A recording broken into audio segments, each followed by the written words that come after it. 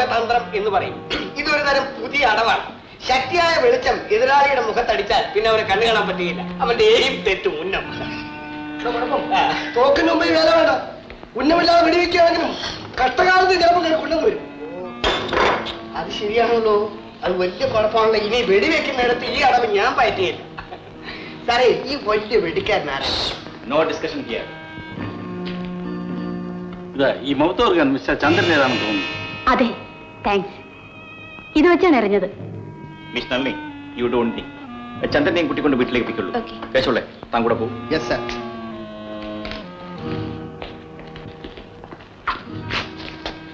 Excuse me sir, എനിക്ക് വളരെ ഭയമായിരിക്കുന്നു. Y? ഇവിടെ നടന്നത് എന്നെ കൊല്ലാനുള്ള ഒരു ശ്രമമാണ്. ഞാൻ സിംഗപ്പൂരിൽ നിന്ന് ഇവിടെ വന്ന് ഈ ഹോട്ടൽ വിലയ്ക്ക് വാങ്ങിച്ചത് പലർക്കും ഇഷ്ടമായിട്ടില്ല. അത് മാത്രമല്ല, എനിക്ക് പല ഭീഷണി കത്തുകളും ഈ അടുത്ത കാലത്ത് കിട്ടിയിട്ടുണ്ട്. ആ കത്തുകളൊക്കെ സൂക്ഷിച്ചു വെച്ചിട്ടുണ്ട്. ഇതിലൊന്നും വലിയ കാര്യമില്ലല്ലോ എന്ന് വിചാരിച്ച് ഞാൻ സത്യത്തിൽ ഒന്നും സൂക്ഷിച്ചിട്ടില്ല. നിങ്ങൾ ഒന്നുകൊണ്ടും ഭയപ്പെടേണ്ട.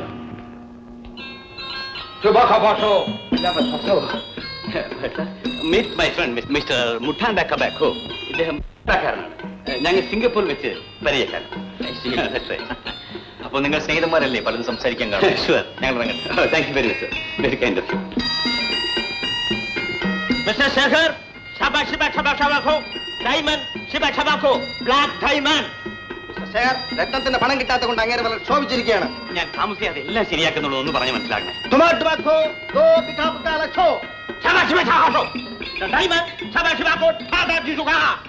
ഇവിടെ ഒന്നും സംസാരിക്കണ്ട.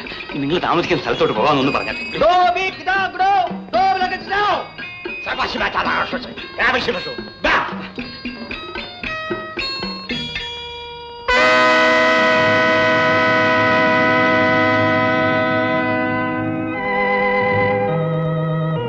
വിശാലം, എന്റെ പൊന്ന് വിശാലം, നീ എന്നെ ചതിച്ചോ?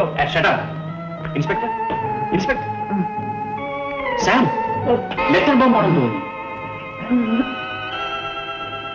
ഇൻസ്പെക്ടർ, ഇൻസ്പെക്ടർ, സാർ, രാധ മരിച്ചു കിടന്നു.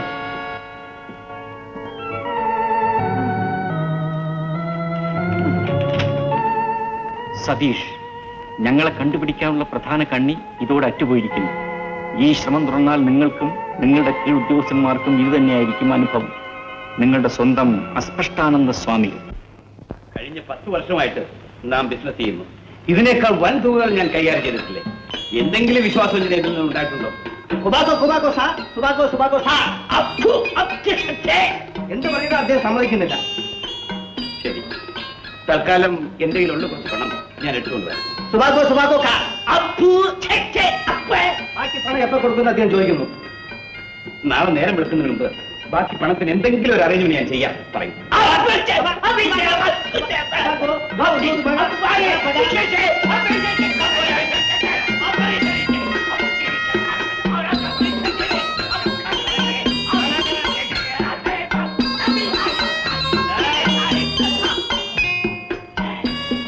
Have a good time, sir. Ready? Entertain him, okay? क्या पूछारे नका चाना के पुना का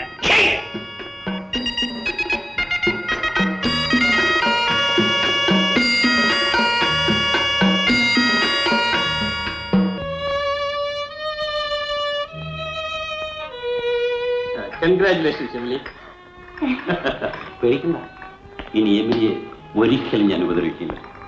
ഈ ഹോട്ടലിൽ തന്നെ സുഖമായി സന്തോഷമായി ജീവിക്കാം. പിന്നെ ഇവിടുത്തെ താമസത്തിൽ എന്തെങ്കിലും അസൗകര്യമുണ്ട് എന്ന് തോന്നുന്ന പക്ഷം ഒരു നല്ല വീട് വാടകയ്ക്കെടുത്ത് എമിലിയും കുട്ടിയും അവിടെ താമസിച്ചോളൂ. നിങ്ങൾ രണ്ടുപേരുടെയും സകല ചെലവുകളും ഞാൻ ഏറ്റിരിക്കുന്നു. വേണ്ട സാർ, എനിക്ക് അർഹതയില്ലാത്ത വരുമാനമാണിത്. എന്റെ പണം കൊണ്ട് മാത്രമേ എന്റെ കുഞ്ഞ് പഠിക്കാവൂ എന്നുള്ള നിർബന്ധം എനിക്കും. ഒരു കോടീശ്വരിയാകാൻ പോലും ഇപ്പോൾ എമിലിക്ക് സാധിക്കും എന്നെനിക്കറിയാം. പക്ഷേ എമിലി, ഇപ്പോൾ ഈ മുറിയിൽ നമ്മൾ രണ്ടുപേരും തനിച്ചാണ്. ഞാൻ ഒരു രഹസ്യം പറയട്ടെ. എമിലി ഒരു സ്ത്രീയാണ്. തൽക്കാലം ഭർത്താവ് കൂടെയില്ല. ഒറ്റയ്ക്ക് അത് വിൽക്കാൻ സാധ്യമല്ല. വിൽക്കാനോ? എന്ത് വിൽക്കാൻ? ഒരു കാര്യം ചെയ്യാം, നമുക്കിനി ഒരു ധാരണയിലെത്താം. 50-50. പാതി എമിലിക്ക്, പാതി എനിക്ക്. Believe me please. ഇനിയെങ്കിലും പറയൂ, ആ രത്നങ്ങൾ എവിടെ? അങ്ങ് പറയുന്ന രത്നങ്ങളെ കുറിച്ച് എനിക്കൊന്നും അറിഞ്ഞുകൂടാ. ദൈവമേ, എന്തൊരൊടുങ്ങാത്ത വേദനയാണിത്. സാബു പോകുന്നതിന് മുൻപ് നിന്നെ ഒന്നും ഏൽപ്പിച്ചില്ല അല്ലേ? എന്നെ ഏൽപ്പിച്ചത് എന്റെ കുഞ്ഞിന് മാത്രമാണ്. അങ്ങ് ദൈവത്തെ ഓർത്ത് എന്നെ വിശ്വസിക്കൂ. യാതൊരു താങ്ങും തണലും ജീവിതത്തിൽ ഇല്ലാത്തവളാണ് ഞാൻ. നീ എന്റെ പിടിയിൽ നിന്ന് ഒരിക്കലും രക്ഷപ്പെട്ടു പോകാതിരിക്കാൻ വേണ്ടി മാത്രമാണ് ഞാൻ ഈ ഹോട്ടൽ വിലക്കെടുത്തത്. ഇവിടെ നിന്നും വെളിയിൽ പോകാൻ നിന്നെ ഞാൻ അനുവദിക്കില്ല. നീ ജീവിച്ചിരിക്കുന്നത് എനിക്കൊട്ടും ഇഷ്ടമുള്ള കാര്യമല്ല. ഒരു നിമിഷം പോലും നീ ജീവിച്ചിരിക്കുന്നത് എനിക്കിഷ്ടമല്ല. പക്ഷെ നിന്നെ കൊന്നാൽ എന്റെ രത്നങ്ങൾ നഷ്ടപ്പെടും. എനിക്കും ജീവിച്ചിരിക്കണമെന്ന് ആഗ്രഹമില്ല. പക്ഷേ എന്റെ മോൾ, നിനക്കിനി 6 മണിക്കൂർ സമയം കൂടി ഞാൻ തരുന്നു, പുലരുന്നത് വരെ. അതിനുള്ളിൽ നീ സത്യം പറഞ്ഞില്ലെങ്കിൽ അവ നിന്റെ അവസാനത്തെ മണിക്കൂറുകളായി. നിന്റെ ഭർത്താവിന്റെ അനുഭവം തന്നെ നിനക്കും. എന്റെ ഭർത്താവിന് എന്ത് സംഭവിച്ചു? പറയൂ, എന്ത് സംഭവിച്ചു? നിന്റെ ഭർത്താവ്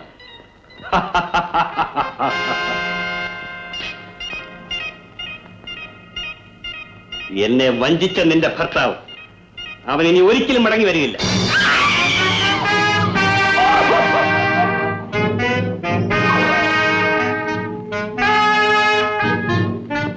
നിൽക്കവിടെ. ഈ അർദ്ധരാത്രിയിൽ പണം എടുത്തുകൊണ്ട് നിങ്ങൾ എവിടെ പോകുന്നു? എനിക്കറിയപ്പെടുന്ന ഒരു കാര്യമുണ്ട്. നീ ഉറങ്ങും. എനിക്കറിയാം നിങ്ങൾ എവിടെ പോകുന്നെന്ന്. ഹോട്ടലിൽ എമിലിയെ കാണാൻ വേണ്ടി അല്ലേ? എമിലിയെ കാണാൻ വേണ്ടിയോ? നീ എന്താണ് ഈ പറയുന്നത്? നിനക്ക് ഭ്രാന്തുണ്ടോ? വേണ്ട, ഇനി എന്നെ കബളിപ്പിക്കാൻ ശ്രമിക്കണ്ട. നിങ്ങൾ എന്തിനാണ് ഹോട്ടൽ വിലയ്ക്ക് വാങ്ങിയതെന്ന് ഇന്ന് എനിക്ക് മനസ്സിലായി. ഇന്ന് നൃത്തം കഴിഞ്ഞ് നിങ്ങൾ എന്നെ വീട്ടിലയച്ചിട്ട് നിങ്ങൾ എവിടെയാണ് പോയത്? എമിലിയുടെ മുറിയിൽ. എന്റെ മുഖത്ത് നോക്കി അല്ലെന്ന് പറയാമോ? എനിക്ക് ഇഷ്ടമുള്ളത് ഞാൻ പോകും. അപ്പോൾ നിങ്ങൾ എന്നെ വഞ്ചിക്കുകയായിരുന്നു. എമിലിയുടെ തൊഴിൽവെളുപ്പിൽ മയങ്ങി നിങ്ങൾ എന്നെ തടയാൻ ശ്രമിക്കുകയായിരുന്നു. നിങ്ങളെ വിശ്വസിച്ച് നിങ്ങളുടെ കൂടെ ഇറങ്ങി തിരിച്ചവളാണ് ഞാൻ. ഇല്ല, നിങ്ങളെ ഞാൻ വിടില്ല. അവളുടെ സമീപത്തേക്ക് പോകാൻ ഞാൻ അനുവദിക്കില്ല. എന്റെ കയ്യിൽ നിന്ന് വിടില്ല. വിടാനാണ് പറഞ്ഞത്.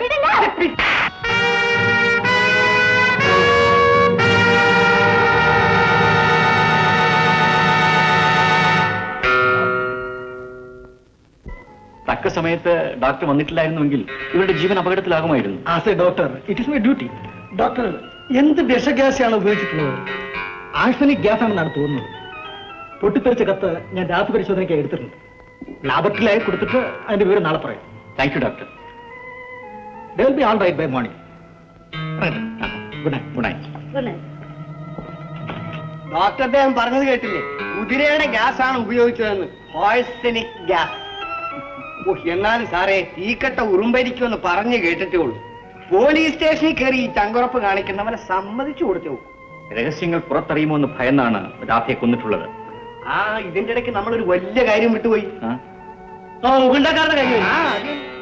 എനിക്ക് അവന് ബലമായ സംശയമുണ്ട്.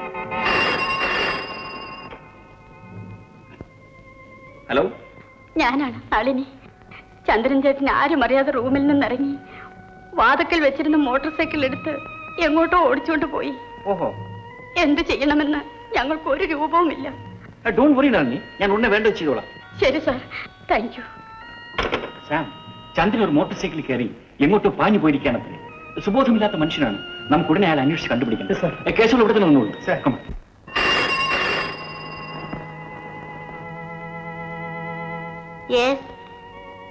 മദർ സുപ്പീരിയർ സംസാരിക്കുന്നു.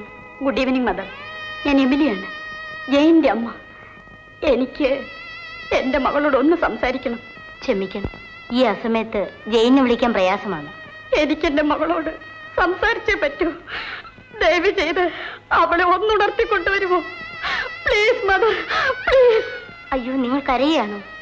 വിഷമിക്കാതിരിക്കൂ, ഞാൻ ഉടനെ കുട്ടിയെ വിളിച്ചുകൊണ്ട് വരാം.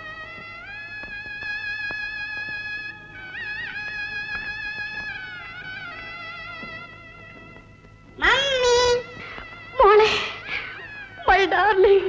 മമ്മി എന്താ വരാഞ്ഞേ? മമ്മിക്ക് വരാൻ പറ്റിയില്ല മോളെ. മമ്മി മോക്ക് പാവ വാങ്ങി വെച്ചിട്ടുണ്ട്. വാങ്ങിയോ? വലിയ പാവയാണോ? ഫ്രാക്ക് ഉണ്ടോ? ഉണ്ട് മോളെ, നല്ല പൂവുള്ള ഫ്രാക്ക്, കറുത്ത തലമുടി. മോക്ക് ഇഷ്ടം പോലെ ചീവയ്ക്കാം. കണ്ണാടി അടയ്ക്കും മോളെ. കണ്ണടിച്ചാ പിന്നെ തുറക്കുവാ മമ്മി.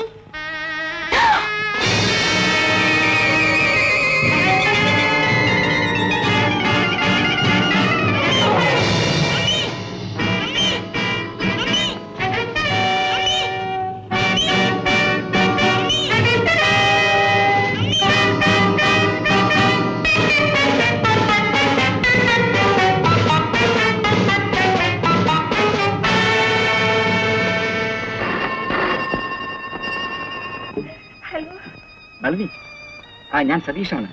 ചന്ദ്രന്റെ മോട്ടോർ സൈക്കിൾ റോഡിൽ വീണ് കിടക്കുന്ന നിലയിൽ കണ്ടെത്തിയിട്ടുണ്ട്. ചന്ദ്രൻ വീട്ടിലെത്തിയോ? ഇല്ല. പരിഭ്രമിക്കാതിരിക്കും, ഞാൻ ഉടനെ അങ്ങോട്ട് വരുന്നുണ്ട്. എന്താ മോളെ? സതീഷാണ് ഫോൺ ചെയ്തത്. എന്ത് പറഞ്ഞു? മോട്ടോർ സൈക്കിൾ റോഡിൽ കിടക്കുന്നതായി കണ്ടെത്തിയെന്ന്. ഈശ്വര, എന്റെ മോനെവിടെ? ചേട്ടാ, നിനക്ക് എന്ത് പറ്റി? നീ എവിടെ പോയി? ഞാൻ എവിടേക്കെയോ ചുറ്റിത്തിരിഞ്ഞു. ആരോ എന്നെ പിടിച്ചു വലിച്ചു കൊണ്ടുപോയി. ഒടുവിലൊരു കൊലപാതകം നടന്നു. അവിടെ 2 ആനയുണ്ടായിരുന്നു.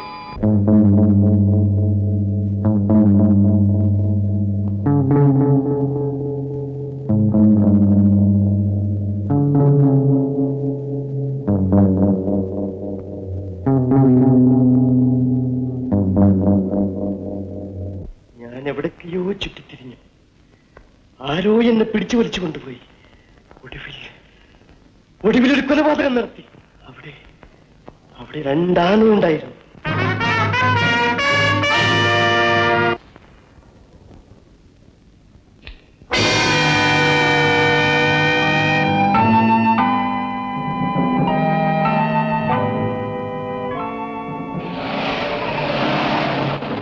സതീഷാണ്. ചന്ദ്രൻ തിരിച്ചു വന്ന വരും. അദ്ദേഹത്തെ അറിയിക്കണ്ട. കൊലപാതക കുറ്റത്തിന് എന്റെ മോനെ അറസ്റ്റ് ചെയ്ത് കളയും. അച്ഛാ,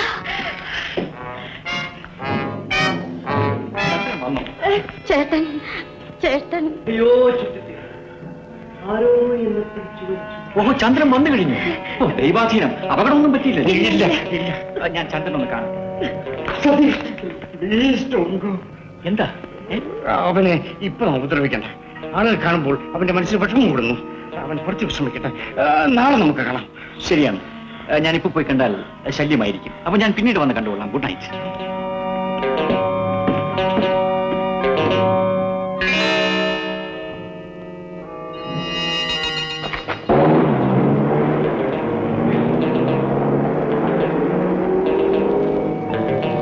അച്ഛാ, നമുക്കെല്ലാം അദ്ദേഹത്തോട് തുറന്നു പറയാമായിരുന്നു. സത്യം എത്ര നാൾ മറച്ചു വെക്കും? തീർച്ചയായും അദ്ദേഹം നമ്മളെ സഹായിക്കുമായിരുന്നു. ഇല്ല മോളെ, ചന്ദ്രൻ പറയുന്നത് വാസ്തവമാണെങ്കിൽ ഉടൻ പോലീസാണ് അറസ്റ്റ് ചെയ്യും. ഒരച്ഛനായ എനിക്ക് ഇവർക്ക് എങ്ങനെ സഹിക്കാൻ സാധിക്കും മോളെ? വയ്യ അച്ഛാ, എന്റെ മനസാക്ഷി വഞ്ചിക്കാൻ എനിക്ക് വയ്യ. ഞാൻ എല്ലാം അദ്ദേഹത്തോട് തുറന്നു പറഞ്ഞു മാപ്പ് ചോദിക്കും. നിന്റെ അച്ഛനെ ഇനി ജീവനോട് കാണില്ല. അച്ഛാ!